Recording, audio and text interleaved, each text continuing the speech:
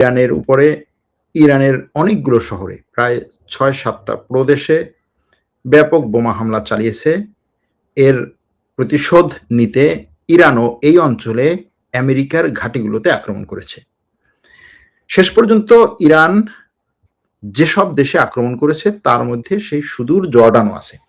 জর্ডানকে সুদূর বলছি এ কারণে যে ইরানের জন্য বাহরাইন, কুয়েত, কাতার, সংযুক্ত আরব আমিরাত এবং সৌদি আরব এগুলো খুব সহজ টার্গেট।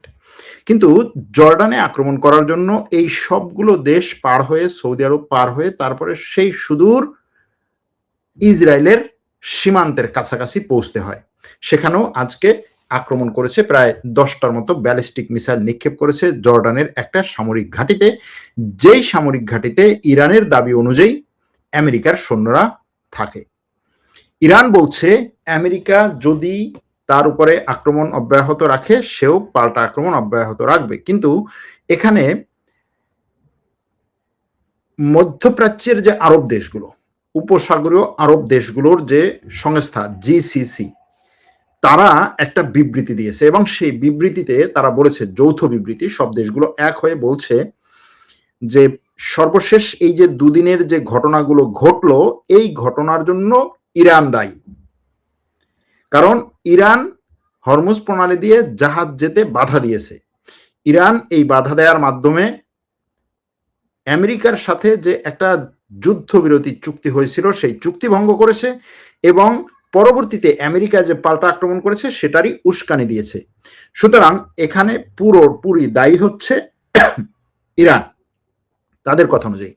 আর তারা জাতিসংঘের নিরাপত্তা পরিষদকে ডাক দিয়েছে যে ইরানকে থামাও, ইরানকে বোঝাও, ইরানকে এটা মানতে বাধ্য করো যে হরমুজ প্রণালী সে যেন কোনোভাবেই বন্ধ করে না। আমেরিকার কাছেও এই আরব দেশগুলোর একই দাবি যে তুমি যেইভাবেই চুক্তি করো না কেন ইরানের সাথে, সেই চুক্তির একটা প্রধান শর্ত থাকতে হবে যে হরমুজ প্রণালীকে কোনোভাবেই যেন ইরান বন্ধ করতে না পারে বা পুরোপুরি ইরানের কর্তৃত্ব বা ক্ষমতা সেখানে না খাটাতে পারে। এই ঘটনার উপরে ভিত্তি করে যদি আমরা আমাদের আলোচনাটাকে সামনে আগাই তাহলে দেখা যাবে যে ইরানের উপরে যে আক্রমণগুলো গত 2 দিন ধরে আমেরিকা করেছে, সেই আক্রমণ আমেরিকা একাই শুধু সিদ্ধান্ত নিয়ে করে নাই, বরং এই অঞ্চলে আমেরিকার মিত্র রাষ্ট্রগুলোর সাথেও সে অবশ্যই যোগ সাজস করে আলোচনা করে আক্রমণগুলো করেছে। আবার ইরান যে পাল্টা আক্রমণগুলো করেছে তার সেই পাল্টা আক্রমণটাও কিন্তু ব্যালেন্সড, অর্থাৎ আমেরিকা যে পরিমাণে আক্রমণ করেছে ইরানও আমেরিকার ঘাঁটিগুলোতে সেই পরিমাণ আক্রমণ করেছে, সেটার কাছাকাছি পরিমাণ আক্রমণ করেছে। এই পুরো যুদ্ধটা, মধ্যপ্রাচ্যের যে যুদ্ধ, এই পুরো যুদ্ধটার পেছনে মূল একেবারে যে মানে কি বলে নায়ক বা মূল যে খলনায়ক সেটা ইসরায়েল হওয়ার পরেও বর্তমানে লেবাননে এবং ফিলিস্তিনে গাজা ভূখণ্ডে প্রচুর পরিমাণে মানুষ হত্যা কন্টিনিউ করলেও ইসরায়েলের বিরুদ্ধে ইরান এই যে লেটেস্ট যে আক্রমণগুলো হলো গত 2 দিনে কোনো একটা গুলি ছড়ে নাই। কারণ হচ্ছে ইরানের উপরে তো আর ইসরায়েল আক্রমণ করে নাই, ইরানের উপরে আক্রমণ করেছে আমেরিকা। সুতরাং আমেরিকার মুসলিম দেশগুলোতে যে ঘাঁটি আছে সেগুলোতে ইরান আক্রমণ করেছে, ধরুন জর্ডানে আক্রমণ করেছে, বাহরাইনে, কাতারে। কিন্তু জর্ডানের পাশে সীমান্তবর্তী যে দেশ সেটা হচ্ছে ইসরায়েল। ইরান থেকে জর্ডানের দূরত্ব হচ্ছে প্রায় কয়েকশো কিলোমিটার। সেই জর্ডানের সামরিক ঘাঁটিতে আক্রমণ করেছে, কিন্তু সীমানা পার হয়ে ইসরায়েল আক্রমণ করেনি। কারণ কি? কারণ হচ্ছে ইসরায়েল ইরানে আক্রমণ করে না। অর্থাৎ এই যে রুলস অফ এনগেজমেন্ট, যেটা আন্তর্জাতিক নিয়ম, যে আমার উপরে যে আক্রমণ করবে আমি তাকে আক্রমণ করব, সেটা এখন চলছে।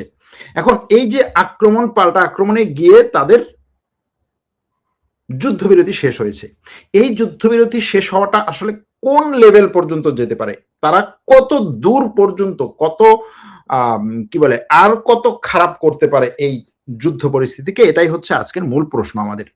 সেখানে যাওয়ার আগে জাস্ট এই গত 2 দিনে 8 তারিখ এবং 9 তারিখে কি কি হয়েছে। আমেরিকা এবং ইরানের মধ্যে ভয়াবহ বিমান এবং ক্ষেপণাস্ত্র হামলা হয়েছে। মার্কিন সেন্ট্রাল কমান্ড বা সেন্টকম বলেছে, সেন্টকম হচ্ছে আমেরিকার এই মধ্যপ্রাচ্যের আরব দেশগুলোতে তার যে ঘাঁটি আছে এবং সেখানে যে সামরিক শক্তি আছে সেটার কন্ট্রোল করার যে মেকানিজম বা কন্ট্রোল করার যে হেডকোয়ার্টার সেটা হচ্ছে সেন্টকম।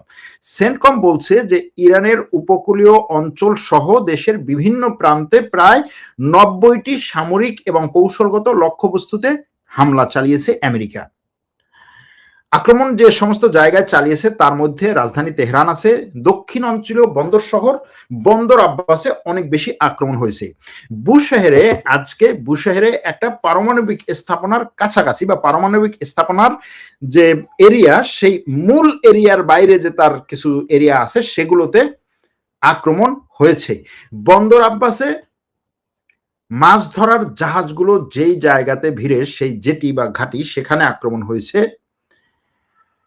এর বাইরে সিরিকে আক্রমণ হয়েছে, সিরিক হরমুজগানের সিরিকে আক্রমণ হয়েছে, চাবাহারে আক্রমণ করেছে, কোনরাকে আক্রমণ করেছে, জাস্ক বন্দরে আক্রমণ করেছে এবং আবু মুসা দ্বীপ, যেটা সংযুক্ত আরব আমিরাত এবং ইরানের মধ্যে এই দ্বীপটা নিয়ে মতবিরোধ আছে, সেই দ্বীপে আক্রমণ করেছে। এছাড়াও উত্তর পূর্বাঞ্চলীয় গুলিস্তান শহর, যেটা গুলিস্তান এলাকা, এই গুলিস্তানের আক্কালা এলাকায় এবং মাশহাদের মধ্যে, গুলিস্তানের আক্কালা এলাকা থেকে মাশহাদে যাওয়ার যে মেইন রাস্তা, সেই রাস্তার উপরে বড় দুটো ব্রিজে আক্রমণ করেছে।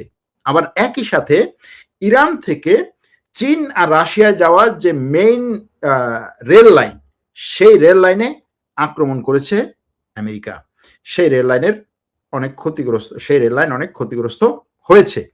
পাল্টা আক্রমণ হিসেবে ইরানের ইসলামিক রেভলিউশনারি গার্ড বলছে যে তারা কুয়েত, বাহরাইন, কাতার এবং জর্ডানে অবস্থিত মার্কিন সামরিক স্থাপনাগুলোকে লক্ষ্য করে ক্ষেপণাস্ত্র এবং ড্রোন হামলা চালিয়েছে। এর মধ্যে কুয়েতের আরিফজান এবং আলী আল সালেম ঘাঁটি, যেটা আমেরিকা ব্যবহার করে, সেখানে আক্রমণ হয়েছে। বাহরাইনের মার্কিনীদের যে পঞ্চম নৌবহরের প্রধান কার্যালয় বাহরাইনের, যেখানে সেই কার্যালয় অর্থাৎ জুফায়ার এবং শেখ ইসা ঘাটিকে লক্ষ্য করে আক্রমণ করেছে ইরান। পাশাপাশি জর্ডানের আজরাক সামরিক ঘাঁটিতেও ইরান 10টি ব্যালিস্টিক ক্ষেপণাস্ত্র নিক্ষেপ করেছে। এই যে পাল্টা আক্রমণ হয়েছে, এতে ক্ষয়ক্ষতির পরিমাণ কেমন? ইরানের স্বাস্থ্য মন্ত্রণালয়ের তথ্য অনুযায়ী গত 2 দিনের মার্কিন হামলায় কমপক্ষে 14 জন নিহত হয়েছে এবং 78 জন আহত হয়েছে। নিহতদের 8 জন বুধবারে মারা গেছে এবং এদের মধ্যে অনেকে আছেন বিমান বাহিনীর সদস্য এবং সেনাবাহিনীর সদস্য। কমপক্ষে 3 জন আইআরজিসির সদস্য, ইরানের বিপ্লবী গার্ডের সদস্য নিহত হয়েছে আজকে। কমপক্ষে 8 জন সেনাবাহিনীর সদস্য নিহত হয়েছে গতকালকে। এছাড়াও সামরিক লোকজন অনেক মারা গেছেন এবং অনেকেই আহত হয়েছেন। আহজাব শহরে 3 জন বেসামরিক নাগরিক এবং ইরান শহর বিমানবন্দরে 1 জন ফায়ার ফাইটার মারা গেছেন। অবকাঠামোগতভাবে বুশেহরের পারমাণবিক বিদ্যুৎ কেন্দ্রের সীমানা প্রাচীর আক্রান্ত হয়েছে। চোগহাদাক সামরিক ঘাঁটিতে আক্রমণ হয়েছে। সিরিক এবং বেনুত বন্দরে মাছ ধরার ঘাঁটি, যেখানে আক্রমণের মাধ্যমে বহু মাছ ধরার নৌকা এবং ট্রলার পুড়িয়ে দেওয়া হয়েছে। তেহরান মাশহাদ রুটের রেল লাইন এবং কিছু বিমান প্রতিরক্ষা ব্যবস্থা, ড্রোন সংরক্ষণাগার ধ্বংস বা ক্ষতিগ্রস্ত হয়েছে। এছাড়াও চাবাহার শহর সাময়িকভাবে বিদ্যুৎহীন হয়ে পড়েছে। ওদিকে ইরানের আক্রমণে কুয়েত এবং বাহরাইনের যেই সমস্ত মার্কিন ঘাঁটিতে আক্রমণ করা হয়েছে, কুয়েত এবং বাহরাইন তাদের প্রতিরক্ষা মন্ত্রণালয় মিনিটে মিনিটে যে বিবৃতিগুলো দিচ্ছে, তাতে তারা বলছে যে তাদের ইরান থেকে নিক্ষিপ্ত ড্রোনগুলোকে তারা নিজস্ব বিমান প্রতিরক্ষা ব্যবস্থা দিয়ে আকাশেই ধ্বংস করে দিয়েছে। কুয়েতের বক্তব্য অনুযায়ী ইরানের ক্ষেপণাস্ত্রের ধ্বংসাবশেষের আঘাতে 1 জন আহত হয়েছে। জর্ডানও বলছে যে তাদের আকাশ সীমায় প্রবেশ করা 8টি ইরানি ক্ষেপণাস্ত্র ভূপাতিত করেছে, বাকি 2টি ক্ষেপণাস্ত্র এমন জায়গায় পড়েছে যাতে তাদের তেমন কোনো ক্ষয়ক্ষতি হয়নি। বাহরাইন, কুয়েত, জর্ডান এবং কাতার এরা বিভিন্ন সময়ে তাদের দেশের নাগরিকদেরকে আক্রমণ হতে পারে বলে সতর্ক করছে এবং থেমে থেমে সাইরেন বেজে উঠছে। মার্কিন ঘাঁটির ভেতরের সুনির্দিষ্ট ক্ষয়ক্ষতির পরিমাণ এখনো পর্যন্ত কোনো নির্দিষ্ট তথ্য থেকে জানা যায়নি। এবং এখানে আসলেই ইরানের আক্রমণটা কেমন হয়েছে, কেউ আহত বা নিহত হয়েছে কিনা, সেই তথ্য বাইরে থেকে এখনো পর্যন্ত পাওয়া কঠিন।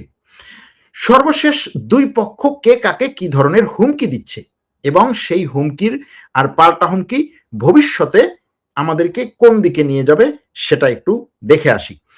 মার্কিন প্রেসিডেন্ট ডোনাল্ড ট্রাম্প যদিও বলেছেন যে ইরানের উপরে যে আক্রমণ তারা করছে সেটা মূলত ওই জাহাজগুলোতে ইরান যে বোমা বর্ষণ করেছে সেটার প্রতিশোধ।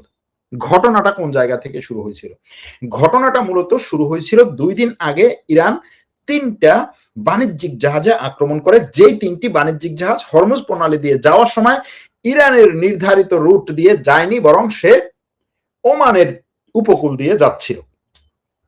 ইরান সেই বাণিজ্যিক জাহাজগুলোতে আক্রমণের পর আমেরিকা এবং এই মধ্যপ্রাচ্যের দেশগুলো একত্রে বসে আলোচনা করে এবং সিদ্ধান্ত নেয় যে ইরান যেভাবে এখন এই জাহাজে আক্রমণ করেছে, আমরা যদি এটার কোনো প্রতিশোধ না নিই তাহলে আমরা হরমুজ প্রণালী উন্মুক্ত বলতে যেটা বুঝিয়েছি, যেটা সারা বিশ্বকে বলেছি, যেটা এই কোম্পানিগুলোকে বলেছি, তারা কিন্তু এই কথা বিশ্বাস করবে না, তাদেরকে আমরা নিরাপত্তা দিতে পারছি না। সুতরাং কি দরকার? সুতরাং এখানে একটা বড় ধরনের আক্রমণ দরকার। ট্রাম্প তুরস্কে ন্যাটোর শীর্ষ সম্মেলনে যোগ দিতে আসার আগেই তার দেশের সামরিক বাহিনীকে বলে এসেছে যে তুমি আক্রমণ শুরু করো, এবং আক্রমণ করেছে। তবে ট্রাম্পের কথা ছিল যে ইরান যদি খুব দ্রুত চুক্তি না করে, ইরান যদি খুব বেশি সময় ক্ষেপণ করে, ইরান যেভাবে এখন কথাবার্তা বলছে তাতে সে চুক্তির দিকে আগাচ্ছে না, এরকম অবস্থা হলে এমন আক্রমণ তার উপরে করব যেটা এর চেয়েও ভয়াবহ পরিণতি নিয়ে আসবে ইরানের জন্য। এখন গত 17ই জুন আমেরিকার প্রেসিডেন্ট এবং ইরানের প্রেসিডেন্ট যে 14 পয়েন্টের একটা চুক্তি স্বাক্ষর করেছিল, সেই চুক্তিতে ইরানকে সম্পূর্ণ পরমাণু মুক্তি করার যে কথা সেটা কিন্তু ছিল না। অর্থাৎ ইরানের পরমাণু প্রকল্প ছাড়া বাকি মোটামুটি সবকিছুই সেই চুক্তিতে ছিল, এবং সেই চুক্তি করার পরে ট্রাম্প যেভাবে সেটাকে নিজের পক্ষে নিজের একটা বিজয় হিসাবে দেখিয়েছিল, সেটা মার্কিন জনগণ বিজয় হিসাবে নেয় নাই, বরং সেটাকে ট্রাম্পের একটা বড় পরাজয় হিসাবেই নিয়েছিল। আর এই মার্কিন গণমত, মার্কিন জনমত, আন্তর্জাতিক গণমাধ্যম, আন্তর্জাতিক জনমত সব যখন ট্রাম্পের বিপক্ষে বা আমেরিকার বিপক্ষে মন্তব্য করছে, ঠিক সেই সময় আমেরিকার কথা হচ্ছে যে আমি এখান থেকে কিভাবে নতুন করে ইরানের উপরে প্রেসার ক্রিয়েট করতে পারি। আর ইরানের পক্ষে যখন এই জনমত, গণমত, আন্তর্জাতিক মতামত সব আসছে, ইরানের কথা হচ্ছে আমি এই জায়গাতে আমেরিকার কাছ থেকে আরো বেশি কি খসিয়ে নিতে পারি, আমেরিকাকে আরো বেশি কিভাবে চাপ সৃষ্টি করতে পারি। এখন এই আমেরিকা যেরকম হুমকি দিয়েছে, ইরানও সেরকম পাল্টা হুমকি দিয়েছে যে আমাদের উপরে যদি আসো, যদি খেলা করতে চাও আসো, খেলা হবে, একটা সৈন্য ফেরত যাবে না। ইতিমধ্যে এই অঞ্চলে থাকা, বিশেষ করে ইউরোপে থাকা আমেরিকার বিভিন্ন বিমান, ট্যাঙ্কার, এই ধরনের যুদ্ধ বিমান, যুদ্ধ জাহাজ, এগুলো আবার নতুন করে ইরানের দিকে তারা নিয়ে আসা শুরু করেছে। এখন মার্কিন প্রেসিডেন্ট বলছেন যে এইটা খুব বেশি দিন থাকবে না, কারণ হচ্ছে তার কথা অনুযায়ী যে ইরান যুদ্ধের কথাটা, ইরান যুদ্ধবিরতির শর্তটা মানে নাই, সেজন্য তাকে একটু লাইনে আনার জন্য সাইজ করছি, এটা আবার ঠিক হয়ে যাবে, কোনো সমস্যা না। এটা হচ্ছে ট্রাম্পের কথা, যদিও ট্রাম্পের কথার কোনো ভ্যালু নেই, কারণ সে সকালে একটা বলে, বিকেলে আরেকটা বলে, সন্ধ্যায় আরেকটা বলে, আবার রাতে ঘুমাইতে গেলে আরেকটা বলে, ঘুম থেকে উঠলে আরেকটা বলে। কিছুদিন আগে না, গতকালকে সে তুরস্কের রাজধানীতে বসে একই ছাদের তলে ট্রাম্প এবং হচ্ছে স্পেনের প্রধানমন্ত্রী একই ছাদের তলে বসা, সারা বিশ্ব তাদেরকে ফলো করতেছে। ন্যাটো শীর্ষ সম্মেলনে 3000 সাংবাদিক বিশ্বের বিভিন্ন দেশ থেকে আসছে তাদের এই সম্মেলন ফলো করতে। তাদের প্রত্যেকটা কথা, প্রত্যেকটা কানাঘুষা, প্রত্যেকটা মানে ফিস করে বলা কথা হচ্ছে সাংবাদিকরা রেকর্ড করার জন্য হন্যে হয়ে দৌড়েছে। সেই সময় মার্কিন যুক্তরাষ্ট্রের প্রেসিডেন্ট বলেছেন যে আমি স্পেনের সাথে সব বাণিজ্যিক সম্পর্ক ছিন্ন করলাম। স্পেন হচ্ছে সবচেয়ে খারাপ রাষ্ট্র, স্পেন হচ্ছে কি বলে চীনের চেয়েও এবং রাশিয়ার চেয়েও বড় শত্রু আমেরিকার, সুতরাং স্পেনের সাথে কোনো সম্পর্ক রাখার দরকার নাই, স্পেনের সাথে সব বাণিজ্যিক সম্পর্ক বন্ধ করে দিলাম। সরাসরি ঘোষণা দিয়ে বিমানে উঠেছে। বিমান গিয়ে আমেরিকায় নামার আগে সে বলেছে যে স্পেনের সাথে কোনো সমস্যা নাই, স্পেনের সাথে আমাদের সম্পর্ক ভালো, স্পেনের উপর আমি যেটা বলেছিলাম আমি সেখান থেকে মোটামুটি ভালো পরিমাণে থ্রেড দিয়ে একটা টাকা পয়সা পেয়েছি, এখন আর আমার কোনো সমস্যা নেই। তো এই লোকের কোন কথাকে আপনি বিশ্বাস করবেন, তাই না? ওকে, তাহলে আমরা কি দেখবো এখন এখানে কি দেখব? এখানে গত 2 দিন যে আক্রমণ হয়েছে সেই আক্রমণে এটা বাস্তব যে ক্ষয়ক্ষতির পরিমাণ আমেরিকার চেয়ে ইরানের বেশি হচ্ছে। আবার ইরান এই পাল্টা আক্রমণ করার ক্ষেত্রে বেছে বেছে তার কৌশল নিয়ে আক্রমণগুলো করছে। বিষয়টা এরকম না যে শুধুমাত্র হ্যাঁ চোখ বন্ধ করে আমি আমেরিকার ঘাঁটিতেই করেছি বা আমেরিকার শুধুমাত্র ক্ষতি করার জন্য করেছি, বিষয়টা এরকম না। বিষয়টা হচ্ছে ইরান এখানে তার দীর্ঘমেয়াদে বহু পরিকল্পনার অংশ হিসেবে এই পাল্টা হামলাগুলোর জন্য জায়গা এবং দেশ এবং স্থান নির্ধারণ করছে। যেমন ধরুন গত 2 দিনে সে কাতার, কুয়েত এবং জর্ডান, বাহরাইন এই 4টা দেশে আক্রমণ করেছে। সৌদি আরব, সংযুক্ত আরব আমিরাতে কোনো আক্রমণ হয় নাই। এখন অনেকেরই প্রশ্ন, সংযুক্ত আরব আমিরাতে কেন আক্রমণ হলো না? সংযুক্ত আরব আমিরাত তো এখনো পর্যন্ত হচ্ছে আমেরিকার এবং ইসরায়েলের, বিশেষ করে ইসরায়েলের সবচাইতে লৌহ স্থির বন্ধু, যে সবকিছু দিচ্ছে ইসরায়েলকে, সেখানে কেন আক্রমণ হচ্ছে না? এই প্রশ্ন অনেকেরই, এই প্রশ্ন থাকবে, এই প্রশ্ন উত্তর খোঁজার চেষ্টা করবে হয়তো অনেকেই। কিন্তু এখানে মূলত দেখতে হবে ইরানও যেমন হচ্ছে আপনার মতো আমার মতো আবেগ নিয়ে হচ্ছে সে খেলে না, আবেগ নিয়ে কাজ, মানে আবেগ নিয়ে সে সিদ্ধান্ত নেয় না। সে সিদ্ধান্ত নেয় তার কৌশলের অংশ হিসেবে। এই যে আরব দেশগুলোতে ইরান আক্রমণ করেছে, এটা কি আপনার কাছে মনে হয় যে শুধুমাত্র আমেরিকার ক্ষয়ক্ষতি করার জন্য আর ইসরায়েলের ক্ষয়ক্ষতি করার জন্য ইরান আরব দেশগুলোতে আক্রমণ করেছে? অবশ্যই না। ইরান এই আরব দেশগুলোকে বিভিন্ন ধরনের বার্তা দিচ্ছে। 1 নম্বর বার্তা হচ্ছে, তোমার পিছনে আমেরিকা থাকুক আর যাই থাকুক, তুমি আমাকে যদি কোনো ধরনের হচ্ছে তেরামি করতে আসো, তোমাকে আমি সাইজ করতে পারি। এটা আমেরিকার চেয়েও বড় বার্তা দিচ্ছে আরব দেশগুলোকে। তুমি ছোট ছোট যে দেশ আছো, এই সমস্ত দেশে আমার প্রক্সি সংগঠন যখন থাকবে, যখন মাথাচাড়া দিয়ে উঠবে, যদি তুমি কোনো কিছু করতে চাও, দেখো আমার মিসাইলের টার্গেট তোমার উপরে পড়বে, তখন আমেরিকাও তোমাকে থামাইতে, তোমাকে বাঁচাতে আসবে না। তুমি আমার উপরে যদি কোনো ক্ষতি করতে চাও, আমি তোমার অর্থনীতিকে একেবারে মাটির সাথে মিশিয়ে দেবো। এগুলো ইরানের থ্রেট আরব দেশগুলোতে, এটা আরব দেশগুলোও জানে। আপনি আমি হয়তো ভাবতেছি যে ঠিক আছে, মুসলিম দেশ, ইরান মুসলিম দেশ, আরব দেশ মুসলিম দেশ, এদের মধ্যে কোনো ঝামেলা না হোক, ঠিক আছে, আমেরিকাকে ইরান মারতেছে মারুক, আবার আমেরিকা যেহেতু আইসা মারতেছে আরব দেশগুলোর কিছু করার নাই, ঠিক আছে। এতটা সহজ না তো।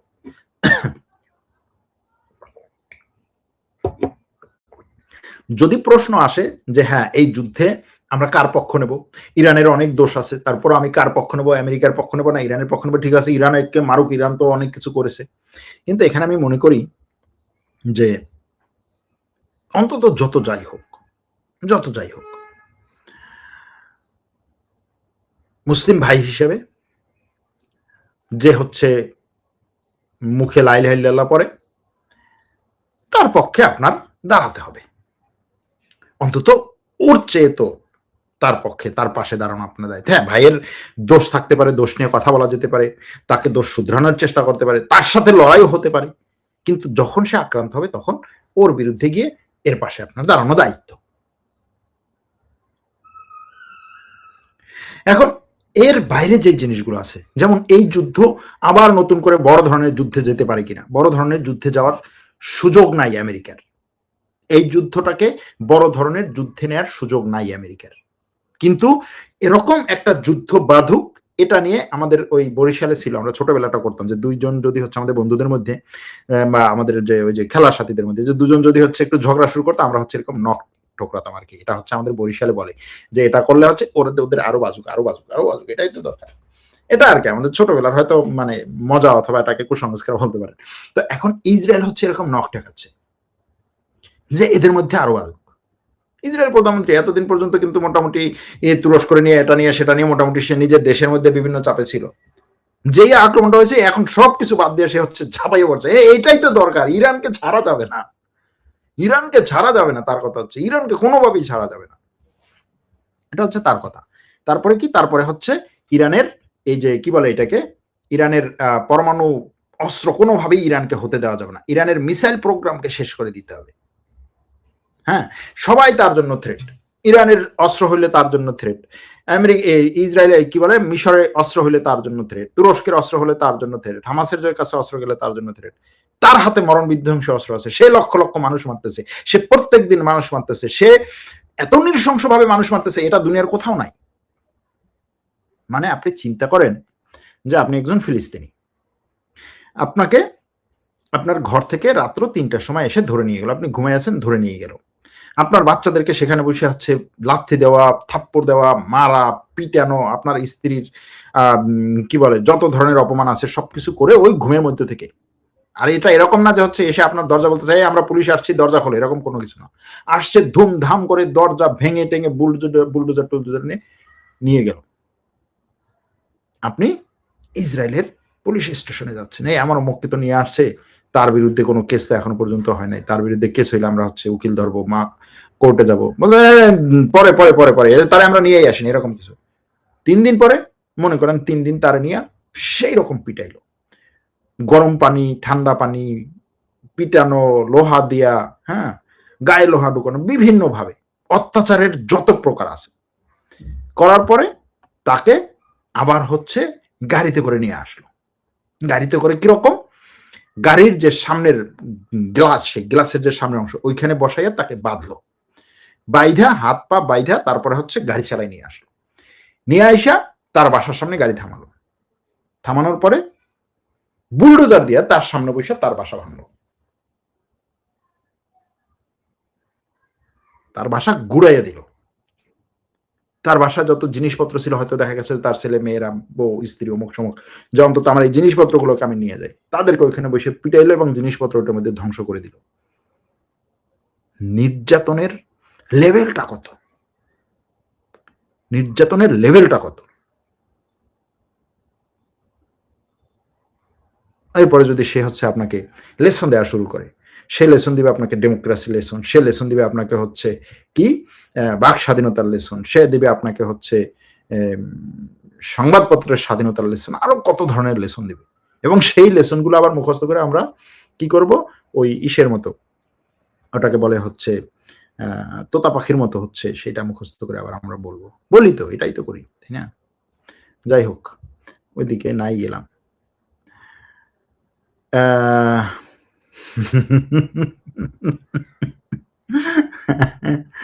কতটা ভালো লাগছে, ট্রাম্পের কথা ঠিক নাই, ওকে অন্ডকোষ থেরাপি দেওয়া যায় কিনা, দিলে সুস্থ হবে কিনা জানাবেন। বাংলাদেশে তো এগুলো দেওয়ার মতো লোকজন আছে, তাদেরকে আমেরিকায় পাঠাই দেওয়া দরকার। অবশ্য তুরস্কও পাঠানো যেত, যদি মনে করেন যে তুরস্কে আসলো, সে এসে একটু এরদোয়ানের সাথে একটু খাতির টাতির করে, এরদোয়ানের প্রাসাদের মধ্যে সে ঢুকে রইলো, হ্যাঁ, তারপরে ধরেন এই যে ন্যাটো সম্মেলন হচ্ছে, এই সম্মেলনের যারা চেয়ারে, সবার জন্য তো চেয়ার নির্দিষ্ট, যে ট্রাম্প কোন চেয়ারে বসবে, তা অন্যরা কোন চেয়ারে বসবে, তাকে ট্রাম্পের চেয়ারের নিচে লুকায় রাখা হলো। তারপরে সে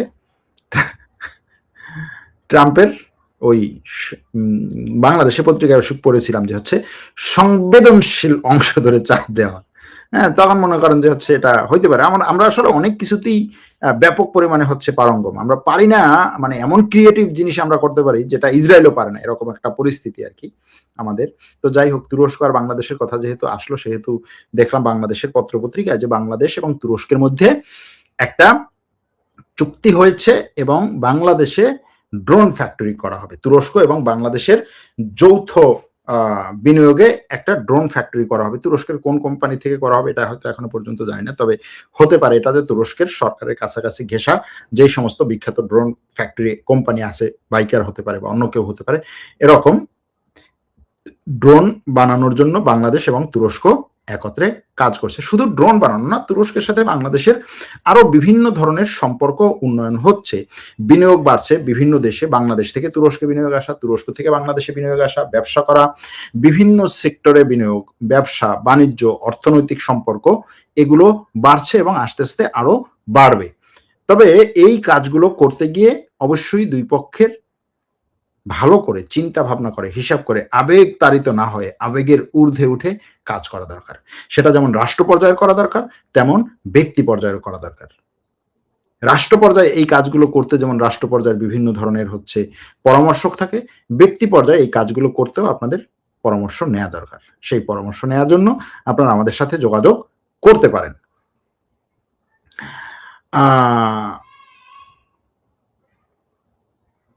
নভেম্বরে কি আরো বড় যুদ্ধ লাগবে কি মনে করেন? নভেম্বরে আরো বড় যুদ্ধ লাগার সম্ভাবনা কম, কারণ হচ্ছে ট্রাম্প দেখেছে যে এই যুদ্ধ তাকে ভোট আনাচ্ছে না, যুদ্ধ তাকে টাকা নিয়ে আসতেছে, টাকা দিচ্ছে, মানে সে তার এই যুদ্ধের কারণে ব্যাপক পরিমাণে লাভ হচ্ছে। সে তুরস্কে এসেও বলছে যে আমি লাভ করেছি, এটা নিয়ে প্রশ্ন করার তো কিছু না, সবাই তো ব্যবসা করে, যে ব্যবসা করবে সেই লাভ করতে চাইবে, ব্যবসা তো আর ব্যবসায়ী তো আর ক্ষতি করতে চাইবে না, ব্যবসায়ী যদি নিজের ক্ষতি করতে চায় সে তো কোনো ধরনের ব্যবসায়ী না। সুতরাং সেই ধরনের ব্যবসা তো আমি করবো না, অন্তত আর কেউ করলে করতে পারে। আমার ব্যবসার ডক্ট্রিনে, আমার ব্যবসার ডিকশনারিতে ওইরকম জিনিস নাই যে আমি হচ্ছে জেনে শুনে তারপর হচ্ছে ক্ষতি করবো। আমি চেষ্টা করবো আমার সবকিছু দিয়ে ব্যবসা লাভ করার জন্য, সে সেটা করছে, এই যুদ্ধটাকেও সে ব্যবসায় লাভ করার জন্য নিছে। সুতরাং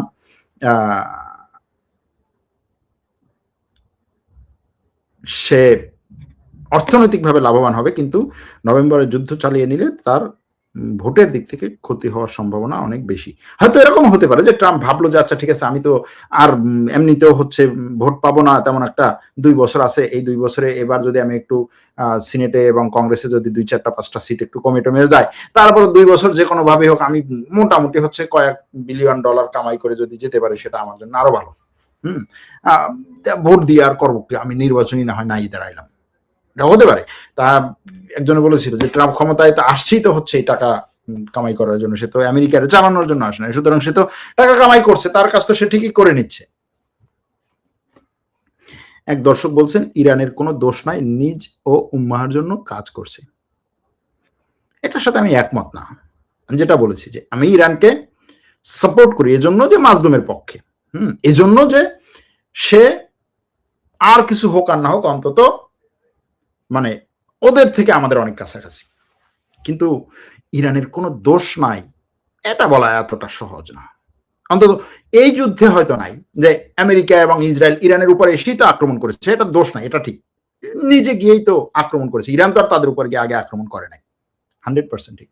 কিন্তু এর বাইরে যে কাজগুলো করেছে, ধরেন সিরিয়াতে যে কাজগুলো করেছে, ইরাকে যে কাজগুলো করেছে, এগুলোর তো মানে হিসাব নাই, গণনা নাই, অগণিত এই সমস্ত জিনিস। এটার জন্য নির্দোষ বলা যায় না। যতদিন মুসলিম বিশ্ব এক হবে না ততদিন ফিলিস্তিনের স্বাধীনতা আসবে না। দেখেন এই মুসলিম বিশ্ব এক হওয়া, তারপরে হচ্ছে স্বর্ণ দিয়ে ব্যবসা করা, নতুন করে আবার স্বর্ণ ফিরে আসা, নতুন করে খেলাফত চলে আসা, এই ধরনের যে ফ্যান্টাসিগুলো আছে না, এই ফ্যান্টাসিগুলোর বিরুদ্ধে না বলবো, এই ফ্যান্টাসিগুলো নিয়ে মানে বাস্তবতাটাকে আমি বহুবার সামনে নিয়ে আসার চেষ্টা করেছি। মুসলিম বিশ্ব এক হবে না এটা আপনি ধরে নেন, মুসলিম বিশ্ব কখনো এক ছিল না এবং কখনো এক হবে না, মুসলিম বিশ্ব হওয়া সম্ভব না, এটা গেল এক। দ্বিতীয় হচ্ছে ফিলিস্তিনের স্বাধীনতা মুসলিম বিশ্বের এক হওয়ার উপরে নির্ভর করে না। আরবরা এক, কি হয়েছে? মুসলিম বিশ্বের ওআইসি আছে, কি হয়েছে? আরব লীগ আছে, কি হয়েছে? জিসিসি আছে, কি হয়েছে? এক না, মুসলিম বিশ্ব এক হবে না। কিন্তু যেটা হতে হবে সেটা হচ্ছে পাওয়ার হাউস। আপনার মুসলিম বিশ্বের পাওয়ার হাউস তৈরি করতে হবে এবং সেই পাওয়ার হাউসের সিদ্ধান্ত নেয়ার মতো যে লোক, তারা উম্মাহ ভিত্তিক চিন্তা করবে। সেই পাওয়ার হাউস হতে পারে 1টা 2টা 3টা দেশ, খুব বেশি দরকার নাই, 2টা দেশ 3টা দেশ, 1টা দেশও যথেষ্ট, যদি সে পাওয়ার হাউস হয় এবং ওই পাওয়ার হাউসের মাথায় যে থাকবে সে যদি এইভাবে চিন্তা করে। কিন্তু আপনি সবগুলো মুসলিম দেশকে একত্রে নিয়ে আসবেন, তারপরে হচ্ছে একটা মজলিসের সূরা গঠন করবেন, সেই মজলিসের সূরার কোনো নেতা থাকবে না, সবাই সিদ্ধান্ত নেবে, অধিকাংশের সিদ্ধান্ত নিয়ে তারপরে এই সমস্ত জিনিস এখন আর চলে না, এইগুলো বর্তমান যে পরিস্থিতি অন্তত। এরপরে খেলাফত ফিরে আসবে, আবার সেই অটোমান সাম্রাজ্যের খেলাফত বলুন, ইয়া বলুন, আমার কাছে মনে হয় না নতুন ফর্ম আসতে পারে হয়তো বা। এই যে গত 2 বছর ধরে যখন স্বর্ণের দাম খালি বাড়তেই ছিল, তখন এমন একটা ভাইব যে হ্যাঁ স্বর্ণ মানে হচ্ছে এরকম টাকার মতো খালি ছাপাচ্ছে আর ব্যবহার করতেছে, স্বর্ণ ভিত্তিক ইয়াতে আসতে হবে। আমি এটার বিরুদ্ধে তখনও বলেছিলাম যে দেখেন এই জিনিসগুলো হচ্ছে যারা পুরোপুরি অর্থনৈতিক সিস্টেমটাই জানে না, যে আসলে অর্থনৈতিক সিস্টেমটা চলে কি, আমাদের তো সমস্যা তো ওইখানেই। আমাদের আলেম সমাজ, শুধু বাংলাদেশ না মুসলিম বিশ্বের আলেম সমাজ এখনো পর্যন্ত অর্থনৈতিক সিস্টেমটা কিভাবে চলে এটাই ভালো করে জানে না। তো আমি যেটা ভালো করে জানবো না আমি সেটার বিরুদ্ধে দাঁড়াবো, এবং অল্টারনেটিভ কোনো কিছু দিতে পারে নাই এখনো পর্যন্ত। স্বর্ণ সব স্বর্ণ। এখন মানুষ এতদিন পর্যন্ত খালি স্বর্ণ কিনেছে, স্বর্ণের দাম বেড়েছে, এখন স্বর্ণে দশ। ওই যে কয়েকদিন আগে একটা গল্প বলেছিলাম যে এক লোক হচ্ছে তার বাড়ি বিক্রি করে তারপরে স্বর্ণ কিনেছে, স্বর্ণের দাম তো হেভি বাড়বে। তারপরে যখন সে যেই দামে কিনেছে তার থেকে প্রায় 3/2 যখন কমেছে, সে আত্মহত্যা করেছে। কি দরকারে ভাই, ফ্যান্টাসির পিছনে দৌড়ানোর কোনো দরকার নাই। আপনি কালকে বলেছিলেন তুরস্ক চাইলে ইসরায়েলকে 2 ঘন্টার মধ্যে শেষ করে দিতে পারে, আপনার কি মনে হয় কিন্তু ইসরায়েল কি তখন শেষমেশ পরমাণু অস্ত্র ব্যবহার করবে না?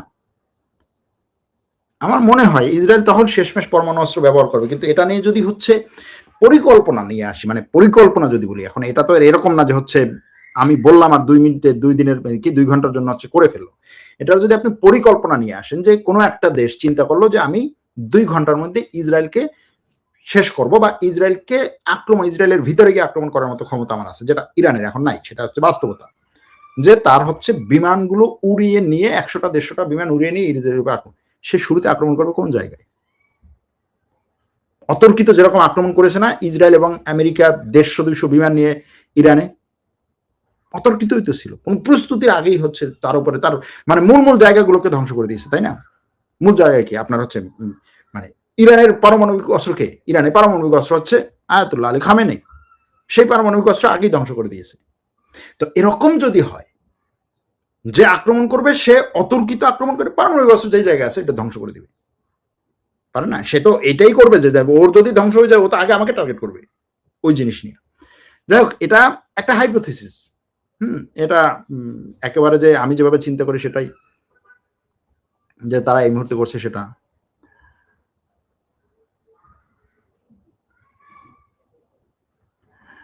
ইরান যদি পারমাণবিক অস্ত্র তৈরি করে তাহলে সৌদি আরব আমিরাতও বসে থাকবে, এই চিন্তায় ইসরায়েল আমেরিকা বেকুল হয়ে পড়েছে। দেখেন, ইরান পারমাণবিক অস্ত্র তৈরি করবে এই ভয়ে ইসরায়েল আমেরিকা ব্যাকুল হয়ে পড়ে নাই। ইসরায়েল আমেরিকার ব্যাকুল হয়ে পড়ার কারণ অন্য জায়গায়।